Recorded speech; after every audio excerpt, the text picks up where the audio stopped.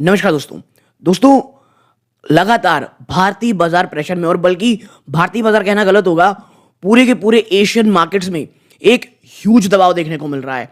और ये जो गिरावट है, आप ये कह सकते हैं, इसके पीछे एक बहुत बड़ा रीजन अमेरिका से आ रहा है, ना कि भारत से। देखिए, बजट जो निकल के आया उसमें एक चीज अगर आप नेगेटिव कहना चाहेंगे तो वो श्योर थी कि जो एलोकेशन है, चाहे वो इंफ्रा को हो गया, डिफेंस, क्योंकि डिफेंस के स्टॉक तो जिस तरह से गिर रहे हैं उसके पीछे का रीजन ही यही है कि जो बढ़ोतरी दी गई है बजट में वो बहुत मॉडेस्ट है।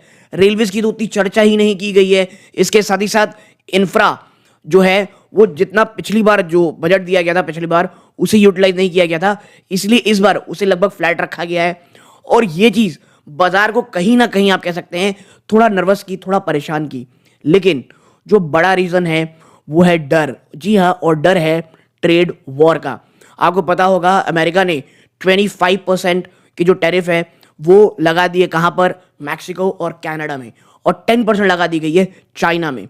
और इसको देखते हुए मैं आपको बता दूं, भारत सरकार ये समझ रही है कि जो हमारे पीएम मोदी हैं वो जाने वाले हैं अमेरिका यात्रा में, और उससे पहले कुछ ऐसी चीजें हम करें ताकि जो आप कह सकते हैं टैरिफ की जो मार है वो हमें ना पड़े।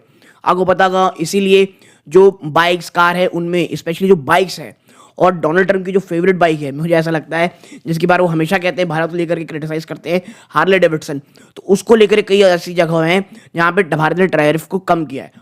बहुत ज़्यादा कम नहीं कर दिया है, लेकिन हाँ, एक आप कहते हैं सिग्नेचर मूव कह सकते हैं। और मैं आपको बता दूं, ये जो चीज़ें ये जल्द ही जाने वाली नहीं है।